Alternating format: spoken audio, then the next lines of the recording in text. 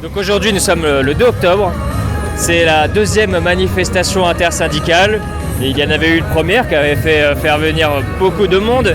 Et puis ensuite, il y a eu un ultimatum proposé au Premier ministre, le Cornu, qui n'a toujours pas aujourd'hui décidé qui il allait mettre comme ministre, qu'il n'a pas sélectionné son gouvernement. Et donc cette deuxième journée compte mettre la pression au Premier ministre Le Cornu pour imposer des réformes, par exemple un semblant de taxe Zuckman et puis d'autres réformes, la suppression du plan Bayrou par exemple. Comme premier enregistrement, on ne va pas parler forcément de ces revendications-là intersyndicales, mais d'un sujet beaucoup plus vaste, quelque chose qui demande beaucoup de recul et qui nous coûte beaucoup d'argent chaque année, le sujet de la dette de la France, qui nous coûte 60 milliards, quelque chose comme ça par an. Bonjour madame. Bonjour monsieur. Est-ce que le sujet de la dette, vous avez fait le tour comment vous... C'est grâce à Fakir que vous avez imprimé et mis sur une pancarte que vous avez au-dessus de vous et qui a fait un espèce de vulgarisation de ce qui se passe sur la dette. Le journal Fakir a fait ça. Oui, et sur la dette et puis sur le fait que les riches ne paient pas suffisamment d'impôts par rapport à leurs revenus, alors par rapport à le reste de la population. Donc il faut prendre l'argent là où il est et pas forcément diminuer les impôts des classes moyennes parce que ça veut dire moins de services publics, il n'y en a déjà pas suffisamment. Donc il faut prendre l'argent là où il est, c'est-à-dire chez les riches. Voilà pour résumer. Et puis rentrons dans le détail de ce que Fakir a présenté pour qui doit payer la dette de la France. Ah bah oui, qui doit payer la dette. Ce sont les plus grosses fortunes. Et depuis qu'on a supprimé l'ISF qui rapportait déjà moins, on peut très bien taxer les riches avec la taxe Zuckman qui est bien faite. Hein. On peut la modifier, mais ça sera moins intéressant. Donc la taxe Zuckman qui est autre chose qu'une taxe d'ISF, parce que ça touche le patrimoine. C'est quelque chose de novateur, ça, de toucher au patrimoine. Ça n'a jamais été encore fait pour l'instant. Un impôt comme ça. Oui, seulement le patrimoine, c'est les riches, tous ceux qui touchent des dividendes, ils le mettent dans leur patrimoine. Donc il faut toucher les dividendes. Mais y compris des entreprises, patrimoine entrepreneurial. Mais c'est les grosses entreprises, c'est les entreprises du CAC 40, c'est pas le petit entrepreneur. Oui, bien sûr, ça concerne 1800 personnes, hein, il faut le préciser. Voilà, et donc ce n'est pas le petit entrepreneur du coin ou même celui qui est à 30, 40, 50 oui, prenons un exemple, par exemple. On prend la plus grande fortune de France, Monsieur Bernard Arnault. Oui. S'il n'accepte pas de payer cette taxe Zuckman, eh bien, des actions sont données en compensation à l'État. Oui, donc il y aurait des actions, alors il y a peut-être Carrefour, mais c'est LVMH, sa société surtout. Oui, eh ben, oui, c'est une bonne idée, puisqu'il y en a trop d'actions, ça ne sert à rien qu'ils gardent ces actions-là pour en faire un patrimoine. S'il ne peut pas payer la taxe Zuckman, il vend ses actions. Alors, dans l'opposition qu'il y a sur tous les médias Bolloré, médias Sterrin, etc., tous les médias de milliardaires, et de plus en plus le service public, malheureusement, il y a l'opposition, c'est de dire l'argument du ruissellement. Alors ça, qu'est-ce que vous en pensez ? Eh bien, depuis que Macron avait annoncé du ruissellement, rien n'a ruisselé. Ça ruisselle chez les riches, simplement. Voilà, c'est toujours pareil d'ailleurs, ça fait des siècles que ça dure comme ça. Oui, c'est plutôt l'inverse du ruissellement finalement. Voilà, ça remonte en fait, au lieu de ruisseler, ça remonte, c'est le contraire d'une cascade. Oui, et puis c'est même Joe Biden qui l'avait dit que le ruissellement était un mythe, hein. Alors qu'il était président des États-Unis quand même. La puissance, pas la puissance la plus communiste qui existe sur Terre en tout cas. Alors qu'est-ce que vous avez marqué d'autre Eh bien, qui doit payer ? Il y a la fraude aussi, la fraude fiscale, bien sûr. Oui, bien sûr, il y a la fraude fiscale. On est en train de chercher les petits fraudeurs, là, ceux qui devraient toucher le RSA et qui n'arrivent pas à le toucher, alors etc. Donc les vrais fraudeurs, ce sont tous ceux qui fraudent en mettant leur argent dans les paradis fiscaux, en essayant de faire en sorte de ne pas payer d'impôts. Voilà, c'est ça les vrais fraudeurs. Ce qu'on appelle l'optimisation fiscale, voilà. Qui est rendue légale finalement maintenant. Mais bien sûr, c'est légal. Malheureusement. Le gouvernement, il a toujours agi pour les riches. Hein. C'est son but. En particulier Macron, il ne faut pas oublier que c'est un ancien banquier. Et alors l'aide aux entreprises, ça c'est quelque chose qui avait été révélé par une commission d'enquête sénatoriale et le sénateur communiste Fabien Gay et d'autres. Et donc, à combien s'élève l'aide aux entreprises, et majoritairement CAC 40? À plus de 250. 211 milliards. 211 milliards, oui, pardon. Donc ça, ces aides à l'entreprise, on devrait au minimum vérifier à quoi elles servent. Là, le deuxième, dans le graphique, là, le deuxième poste d'aide au groupe, c'est celui de l'hôpital, par exemple, qui en présente moitié moins. Oui, voilà, c'est moitié moins. Et depuis la gestion calamiteuse de l'hôpital, ça va de moins en moins à la santé. Ça va de plus en plus dans l'administration. C'est la gabegie à tous les étages. Oui, surtout à la haute administration sanitaire. Oui, c'est ça. La gestion des hôpitaux, elle n'est pas faite par les gens qui sont au courant de comment il faut gérer un hôpital. Donc c'est fait par des technocrates qui n'y connaissent rien. Vous-même, vous avez de la famille dans le médical Moi, j'étais pédiatre. Oui. Je suis à la retraite, mais j'étais pédiatre. Non, je ne suis pas spécialement dans l'hôpital, mais dans la santé, oui.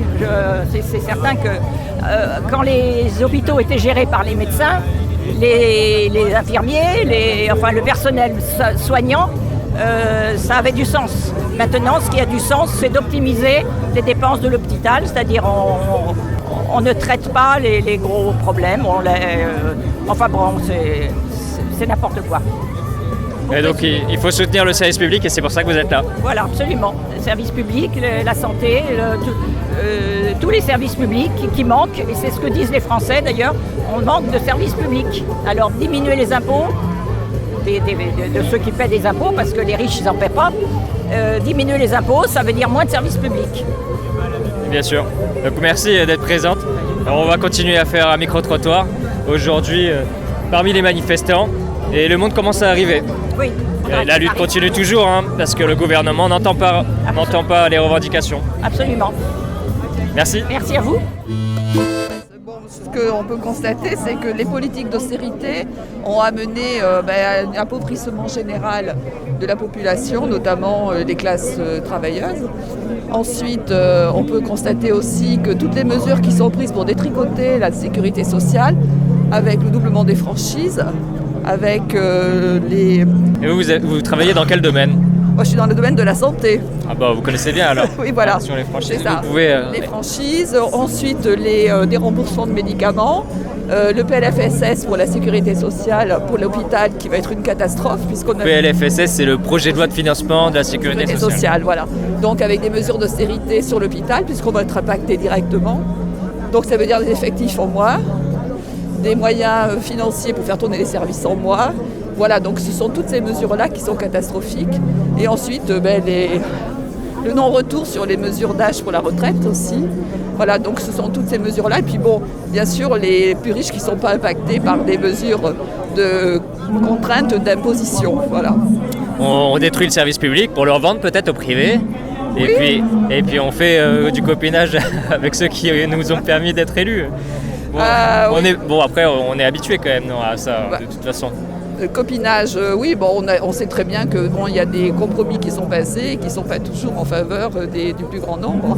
Bon, voilà, après, ce sont des alliances opportunistes pour maintenir certains pouvoirs en place aussi. Bon, là, on peut voir par rapport à l'élection au bureau de l'Assemblée nationale, c'est une honte ce qui s'est passé, c'est-à-dire que le Bloc central a voté pour des élus du Rassemblement national. Ça, c'est quand même catastrophique. À voter avec, ouais. Avec, oui, pour avoir des présidences, des vice-présidences. C'est une catastrophe. Je veux dire qu'on est dans un basculement moral des valeurs aussi, sur la notion de république, voilà, de l'arc républicain. Bon, ça, c'est aussi catastrophique pour moi.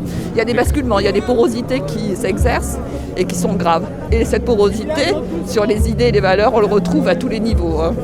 Alors quel est l'espoir pour à court terme là et puis à long terme ? Alors trouver notre voie. Mais quelle voie ? Alors bon, c'est bien les rassemblements. Politiquement, oui, puis par des actions peut-être plus innovantes. Enfin voilà, je crois qu'il y a tout à faire. Et à long terme, alors comment vous voyez la situation s'améliorer ? Moi je suis toujours optimiste, mais je suis là un peu désenchantée. Parce que quand on voit les sondages, ils ont la valeur de ce qu'ils sont. Ça dépend d'où on parle. Mais voilà, on sait qu'il y a quand même une infiltration de certaines idées dans une grande masse de la population, sur en plus des couches sociales très diverses.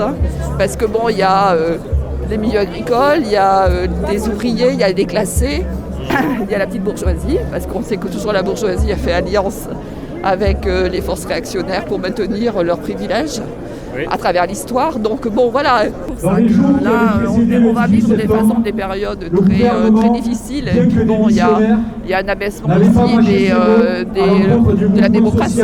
Il y a quand même une répression qui s'exerce avec des mesures répressives qui sont, depuis les Gilets jaunes, qui sont quand même assez violentes. Ouais. Et voilà, il y a des façons de procéder dans le maintien de l'ordre qui sont vraiment discutables. Et puis il y a même des projets de loi, comme il y a eu le projet de loi Avia, le projet de loi Avia sur la sécurité en ligne aussi pour avoir le contrôle sur les discussions des personnes avec des justificatifs d'antiterrorisme bien sûr, mais comme on sait que maintenant l'écoterrorisme est devenu le terrorisme à combattre. L'écoterrorisme, ouais, c'est ça. Ça c'est Darmanin. Donc, oui, voilà. Ouais. Donc ça fait peur quand même sur le contrôle des citoyens, sur leur communication même. Ça s'est pas vu depuis les nazis ça. Oui, mais il s'exerce depuis longtemps le contrôle. Ouais. Le contrôle, oui, sur notamment les logiciels, les applications qui ne sont pas cryptées. Ouais. Puis je crois qu'avec l'intelligence artificielle, on va amorcer une autre époque. Ça va être encore différent. Ce sera un nouveau paradigme. Ça va être compliqué. Donc c'est pour ça qu'il faut se soutenir, se serrer les coudes et changer ce système autoritaire qui s'organise en face. Ouais, mais est-ce qu'il y a une prise de conscience ? Est-ce que moi je crois que depuis qu'on a perdu la notion de lutte des classes, ça fait bizarre pour un syndicat réformiste de parler de ça. Ouais. Mais moi je pense qu'il faut resituer parce que la notion de classe, la bourgeoisie, les parasites, ils en ont conscience. Et les salariés, la classe moyenne, etc., ils ont perdu cette notion des classes. La lutte pour eux, c'est ceux qui sont encore plus pauvres qu'eux, c'est-à-dire les migrés. Voilà, donc il y a un inversement un petit peu de tout ça. Donc voilà, il y a à travailler un contre-discours aussi. Et quels médias vous suivez pour finir ? Que vous pouvez recommander ? Alors moi je suis abonné à Mediapart. Je suis abonné au Monde diplomatique. Voilà, bon, je crois qu'il faut aller chercher notre lecture. Et sur Internet, vous en connaissez un peu ? À part Mediapart ? Blast, ouais. Reporter. Non, mais bon. Reporter TE2RE. Oui, ah oui. Merci. De rien. Le mardi 23 septembre, AgroBio-Périgord avait fait une manifestation à Tourny pour dire que le bio avait de moins en moins d'aide et les crédits d'impôt qui étaient réservés aux agriculteurs bio, qui quand même font un effort conséquent par rapport à ceux qui choisissent la facilité du toxique. Voilà. Eh bien, ces aides se sont réduites et malheureusement, vous êtes concernés, vous On est concernés. Je vois ce drapeau Confédération Paysanne. Vous êtes, c'est quoi votre profession ? Moi, je suis retraitée, mais c'est mon fils qui a repris la ferme. Donc, on est agriculteur bio. Et ce sont les toutes dernières aides à la bio, c'est-à-dire le crédit d'impôt qui a été supprimé, qui va être supprimé. Dernières ? Oui, c'est les dernières. Parce qu'avant, il y avait des aides, mais malgré qu'on veut aller vers moins de pesticides et soi-disant à se diriger vers l'écologie, en fait, c'est tout le contraire concrètement. Après, pour les agriculteurs, c'est de plus en plus difficile parce qu'on ne peut pas se mettre en bio du jour au lendemain. Donc pour ceux qui sont en conventionnel, en fait, c'est pas le mot qui me plaît, moi, conventionnel. Je dirais en chimique, parce qu'il faut dire les mots comme sont, parce qu'il n'y a pas de convention pour le chimique. Et en fait, quelle est la convention du chimique ? Je n'en sais rien. Tandis que nous, en bio, on a une convention, il y a une charte. Et voilà. Donc, c'est marrant. Il y avait ce logo AC en opposition à AB, Agriculture Bio. C'est un logo rouge avec marqué Agriculture Chimique. On devrait labelliser ceux qui ne sont pas bio finalement. Oui, on devrait bien le dire. Parce que nous, en plus, pour être contrôlés comme quoi on est bien en bio, on paye un truc qui est quand même assez cher. Je ne sais plus maintenant, ça doit être dans les 1 000 € par an. Mais pour être contrôlé, voir si vraiment on fait du bio, quoi. Et ça, c'est une charge en plus de tout le travail qui est beaucoup plus manuel, évidemment, vu qu'on ne met pas de pesticides ou de désherbants. Et donc, voilà.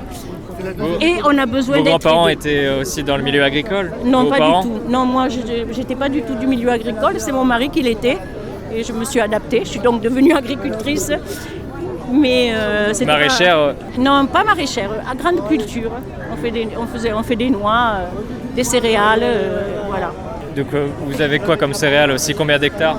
Alors on a 69 hectares 7 hectares en noyer, beaucoup de prés. Et puis, bon, après, c'est trop compliqué à vous donner les détails. Mais on fait beaucoup si, donnez quand même des détails pour des agriculteurs qui nous écoutent. Comment vous arrivez à avoir 69 hectares sans mettre soit d'engrais ou alors, il y, y a une partie qui est en pré, parce qu'on est en bord de rivière et c'est inondable, donc on ne peut pas les cultiver. Mais voilà, on fait plein de céréales différentes. On transforme en farine ou en huile nos produits. Huile de noix, huile de tournesol, huile de soja, farine de blé, farine de seigle, farine de sarrasin, farine de maïs. Parce que dans la Confédération paysanne, quelqu'un des amis de la Confédération avait précisé que les personnes qui étaient en conventionnel, bon, je sais que vous n'aimez pas le mot, et bien ces personnes-là, ils perdaient sur le long terme par rapport à l'agriculture biologique. Parce que ça coûte cher quand même les intrants. Ben oui, ça coûte cher, oui, c'est vrai. Mais nous, après, ce qui coûte cher, c'est le travail manuel, parce que pour remplacer les désherbants, on est obligé, nous, d'arracher à la main l'herbe quand elle est trop importante dans nos cultures. Donc on est obligé d'embaucher des gens pour arracher l'herbe à la main. Vous y arrivez? Eh bien, on est bien obligé, oui. Alors il y a des outils, mais des fois, les outils, si on ne les a pas passés au bon moment, l'herbe prend le dessus. Soit parce qu'il a plu, que la terre ne va pas, on ne peut pas passer. Donc il y a toujours de l'herbe qui reste et on arrache à la main, sur des hectares et des hectares. Donc, de votre point de vue, pour reprendre un peu de recul, l'agriculture devrait se transformer et puis la société se transformera avec elle, du coup. Oui, bien sûr. C'est surtout l'agriculture devrait se transformer pour protéger la planète, pour protéger nos rivières, les eaux, les mers, où tout ça, quelque part, tout ce qui est chimique ne se détruit pas et reste. Ça reste indéfiniment dans l'eau, dans la terre, dans tout. Et donc, de toute façon, les terres qui sont remplies d'engrais, elles s'appauvrissent parce qu'elles sont plus vivantes, elles sont mortes pratiquement. La plante ne pousse qu'avec l'engrais. La terre n'est plus qu'un support, quoi. Et là, on est dans une manifestation intersyndicale, donc il y a quand même une question de politique. Et dans l'agriculture, il y a aussi les problèmes le commerce international qui définit les prix, par exemple, des matières premières. Et donc il y a toute une question de géopolitique à avoir aussi. Quand on parle d'agriculture, on parle aussi d'échanges, de protectionnisme peut-être. Quel est votre point de vue sur cette situation ? Ça devient compliqué là. Ah bon ? Il y a des traités de libre-échange qui sont atroces. Alors, bien sûr, on est pour le protectionnisme, on est pour que les produits qui sont chimiques ailleurs ne viennent pas en France si nous, on ne les utilise pas. Et c'est ça le problème en fait, principal, c'est qu'on fait venir des produits chimiques de l'étranger, alors qu'il y en a certains que nous ici, en France, sont interdits. Et en bio, alors encore mieux. Donc, il peut y avoir des personnes en manifestation intersyndicale là, qui sont contre de faire venir des produits des pays étrangers qui soient chimiques, et sans forcément être du parti qui est extrême droite, là, qui en ce moment est en train de serrer la pince du MEDEF, Bardella qui était allé défendre Bernard Arnault, les grandes fortunes, qui trahissent aussi leurs électeurs finalement. Il y a une alternative quand même, mais ça par contre il faut en parler, c'est vrai, parce qu'il y a différentes partis à gauche. Il y a besoin de débat en tout cas sur ces sujets au sein de la gauche. Ouais, mais moi je connais surtout la position de la France Insoumise. Après les autres de gauche, à mon avis, ne sont pas de gauche, donc je n'en parle pas. Et après, c'est vrai que la plupart des paysans veulent continuer à utiliser les pesticides et que du coup, l'extrême droite, elle est plutôt de ce côté-là, quoi. Oui, eux, ils défendent plutôt l'agriculture intensive et nous, surtout en bio, on est plutôt pour une agriculture paysanne et que les petits paysans puissent vivre de leur culture, quoi, même en ayant peu de terre. Et ils arrivent à faire du meilleur boulot que les grandes fermes à 100 000 vaches, ou beaucoup d'hectares, qui détruit les petits paysans. Et pour faire du bon travail, les petits paysans sont utiles. Et puis paysan, ça veut dire aussi protection du paysage. Et ce sont ceux-là qui protègent les paysages de la France aussi. Voilà. Et une question qui peut peut-être intéresser des agriculteurs qui seraient pour l'instant pas forcément bio, et des agriculteurs qui votent par exemple pour le Front National, en majorité c'est vrai, on le sait dans les milieux ruraux. Pas tant que ça, et c'est pas tellement en majorité. La France Insoumise aussi défend, il me semble c'est ça, un prix palier. Oui, voilà, oui. Et donc même ces agriculteurs-là qui ne sont pas bio, ils seraient quand même favorisés par une politique sociale quand même qui les soutient. Tout à fait. Je pense qu'il y a un petit peu Plancher, de... c'est ça, un prix. Les prix planchers, oui. Je pense qu'il y a un peu d'incompréhension ou de mauvaises informations. Peut-être qu'on ne le dit pas assez. Je ne sais pas comment il faudrait faire, mais oui, il y a tout un tas de méconnaissances à mon avis. Ouais, dans le milieu rural. Oui. Merci en tout cas d'avoir échangé avec vous. Je vous en prie, merci. Merci. Alors...